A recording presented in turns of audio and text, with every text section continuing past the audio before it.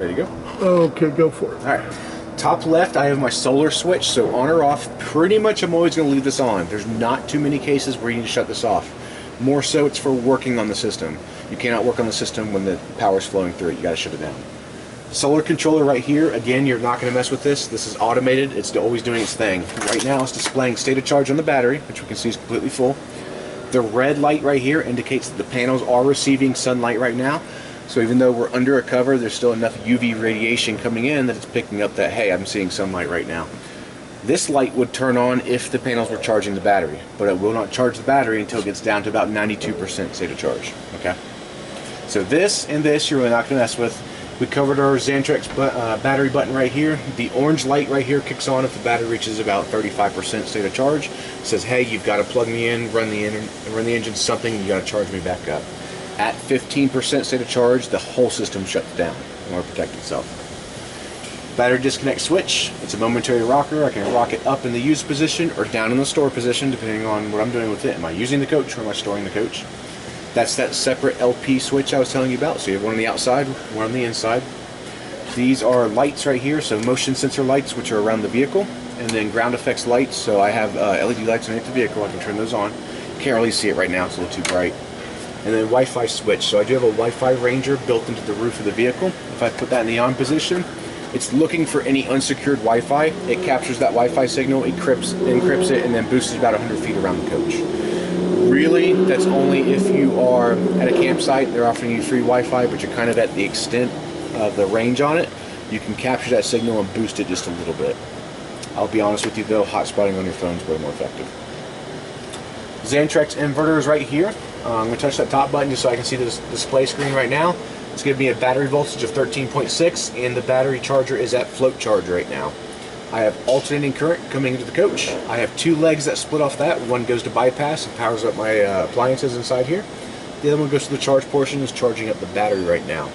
If I am just inverting off the battery, if I'm boondocking, that green light comes down here to the middle, tells me that I'm inverting off the battery. Right now it's at the top portion, which tells me I have 110 coming into the coach and is charging the battery up. The last light at the bottom right here is a little red fault indicator. So if it throws a fault code, error code, that red light comes on and says, hey, there's a problem that's been detected. Okay. You have a power switch right here. I'm going to tell you right now, leave this in the on position and control it off the Firefly. It's way easier. And then you don't forget, oh crap, did I leave this on? Did I shut this off? Just do it off the Firefly. Okay, now that the gas is off on the outside, and you turn the gas on the inside. Nope, because both need to be on. They both need to be exactly. on. Okay. So I have to walk back outside and go turn that one back on, and then I can actually control it off this one on the inside. Then we'll do that. Yep. This switch right here does nothing, but this one and this one are your fresh tank and your gray tank heaters. So those two tanks are exposed to the elements. They're on the outside of the coach. If I'm driving somewhere where it gets below freezing, I do want to turn those tank heaters on. Yeah, if it gets like below 32 exactly. degrees. Yeah. Yep, exactly. Last, we have our Truma controller. So the same controls you have inside here are inside here. This one goes into a little bit more depth of it. You have a fan speed controller inside here. You can set a timer inside here. Okay. And then you have a third boost option. But I'll tell you right now. Yeah, there was a lady on YouTube that did a really good overview on the Truma Kami. The guy that did it, the tech, he didn't.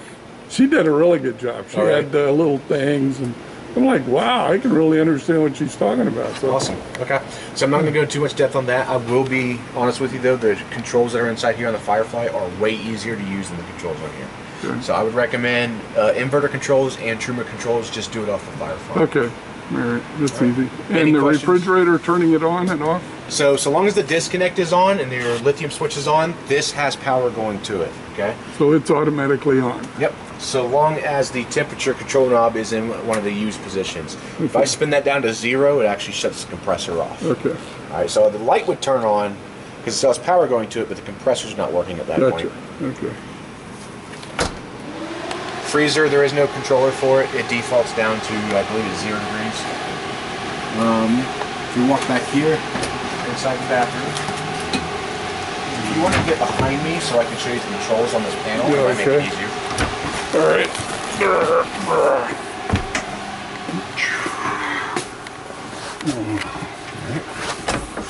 Open this up. I'm opening this one up. See Whoop. if you can still see. Yeah, we're good right here. Okay. So inside the shower right here, we do have a diverter valve. We have this little blue cap right here.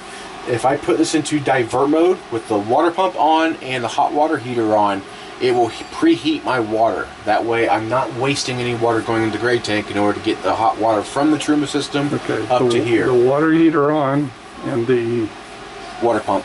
Water pump. Okay. Yep. So right now, I can start with the off position or the shower position. I would put it into divert. We're going to hear the water pump run, and this is going to change colors from blue to white. Once this turns solid white, it is hot and ready to go. So we turn that on.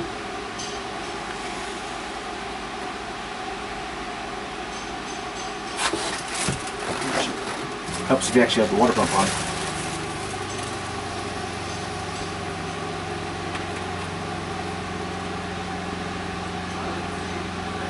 We're going to see this change here in a second.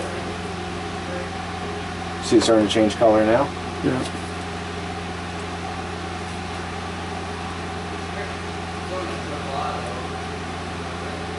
Alright, so I'm good to go right there. I'm going to flip this over to shower. And once I open this valve, I now have hot water up here. Okay? So I didn't lose any of that water. I normally would have to flush through the system just to get hot water up here. I would lose that in my gray tank. This recycles it and sends it back to your fresh tank. Gotcha. Yep. It will plumb this one and this one. So your faucet right here and your shower head right here. Toilet paper holders here. Mirror is obviously stuck to the wall right there. Pull this out when you go to use it.